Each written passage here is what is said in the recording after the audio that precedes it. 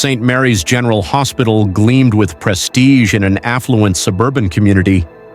Its pristine halls and polished reputation concealed a deeply ingrained culture of prejudice. Angela Parker, a talented black nurse, entered the hospital on her first day, her heart pounding with hope and ambition. Dressed in crisp white scrubs, she held her head high, determined to make her mark. But as she approached the nurses' station, an uneasy silence fell. Conversations died, eyes shifted away, and smiles turned cold. She was an outsider before she even spoke. Angela approached a blonde nurse at the station, offering a warm, professional smile. "Hi, I'm Angela Parker, the new nurse. Could you direct me to the head nurse's office?" The blonde's eyes widened momentarily before her face settled into a polite but distant expression. "Down the hall, third door on the right," she answered coolly. Angela thanked her, but as she walked away, she heard the hushed whispers behind her. Her stomach tightened, but she kept her chin up, refusing to let them see her hurt. Her first encounter with Dr. William Greaves, a senior physician with salt and pepper hair and an imposing presence, was no better. She introduced herself with confidence, extending her hand. "Good morning, doctor. I'm Angela Parker, the new nurse." His steel-gray eyes swept over her, a flicker of judgment in his gaze before his lips tightened into a thin line. "I hope you're prepared. We maintain high standards here," he said curtly, ignoring her outstretched hand. Without another word, he walked away, his white coat billowing behind him. Angela stood frozen, her hand slowly dropping to her side. But she steeled herself, recalling her mother's words. "You come from a long line of strong women. Don't you dare let them see you falter." Days turned into weeks, and Angela realized that the initial coldness was just the beginning. She was consistently assigned the most challenging patients, including Mr. Johnson, notorious for his racist outbursts. "I don't want no colored nurse touching me," he spat the moment she entered his room. Angela's jaw tightened, but she maintained her composure. "I'm here to care for you, Mr. Johnson. Nothing more, nothing less," she replied calmly, performing her duties with precision and care, even as his hateful words cut deep.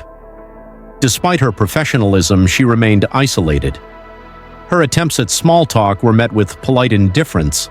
Colleagues shared inside jokes, laughter echoing down the halls, but conversation ceased whenever she approached. It was as though an invisible wall separated her from everyone else. The emotional toll was heavy, but Angela refused to break. She remembered her mother's voice. "You'll have to fight twice as hard, but don't let them see you sweat." She carried those words like armor. Unbeknownst to Angela, one patient was watching everything closely. Thomas Edwards lay silently in his hospital bed, his arms encased in casts from a skiing accident. To everyone else, he was just another VIP patient, but Thomas Edwards was far more than that. He was the CEO of Healthcare United, one of the largest healthcare conglomerates in the country.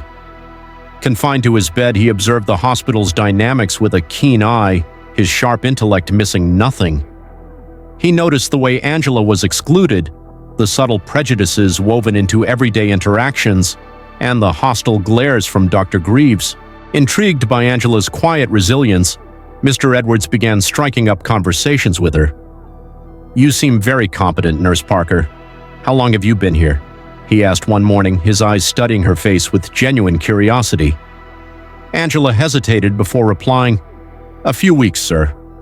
It's been an experience." Mr. Edwards smiled knowingly. "I imagine it has." His voice held a weight that hinted at deeper understanding. As the days went by, Mr. Edwards continued observing, piecing together the unspoken rules governing the hospital's toxic culture. His questions grew more pointed, his demeanor more serious. "Do you enjoy working here, Nurse Parker?" he asked one afternoon, his gaze unwavering. Angela paused, choosing her words carefully. "I became a nurse to help people, no matter who they are. That's what I focus on." Mr. Edwards nodded, his expression thoughtful. "That's a rare quality, and a powerful one." The turning point came during a high-stakes surgery. Angela was assigned to assist under Dr. Greaves's direct supervision. The atmosphere in the operating room was tense, the pressure of the complex procedure weighing heavily on everyone. As Dr. Greaves made a crucial incision, Angela noticed a critical error. Her heart raced, knowing the risk of speaking up. But she couldn't stand by and let the patient's life be endangered. Summoning her courage, she spoke clearly. "Doctor, the anatomy suggests a different approach might be safer." The room fell silent. All eyes turned to her, shock evident on every face. Dr. Greaves's jaw clenched, his eyes blazing with fury. For a moment, Angela thought he would berate her in front of everyone, but then he adjusted his technique, following her suggestion. The patient's vitals stabilized, the crisis averted. The operation concluded successfully, but Angela knew she would pay a price for her intervention. True to her fears, Dr. Greaves confronted her in private, his words dripping with venom. "You think you know better than me?" he hissed, his face contorted with rage. "People like you don't belong here. You're only here because of some misguided diversity initiative. Don't think for a second that you've earned it." His voice was low, laced with racism and disdain. Unbeknownst to him, Mr. Edwards had overheard every word. Stepping out of the shadows, his presence was commanding, his voice cold with authority. "That's enough, Dr. Greaves." The doctor spun around, his face paling as he recognized the patient he had dismissed as inconsequential. "I believe you've forgotten who you're speaking to and where you are." Mr. Edwards' voice was calm, but his eyes were steely. "I'm Thomas Edwards, CEO of Healthcare United, and I've seen enough." The color drained from Dr.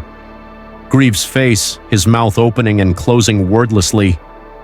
Mr. Edwards turned to Angela, his tone softening. "Your courage saved that patient's life. You showed professionalism when others showed pettiness. It's time this hospital learned from you." Stunned, Angela could only nod, overwhelmed by the turn of events. The fallout was swift. Dr. Greaves was suspended pending investigation, his reputation shattered. Mr. Edwards demanded an overhaul of the hospital's toxic culture, starting with Angela's promotion to Chief Diversity Officer. Her colleagues were stunned. Apologies poured in, some sincere, others hollow. But Angela maintained her dignity, knowing that respect couldn't be demanded, it had to be earned. Standing at the podium during her first staff meeting as Chief Diversity Officer, Angela addressed the room with quiet confidence. "We can't change the past, but we can build a future where everyone belongs," she said. "Not just for ourselves, but for those who come after us." Her voice was steady, her resolve unshakable. St. Mary's would never be the same, and neither would Angela. Her journey was far from over, but she was ready for the fight ahead.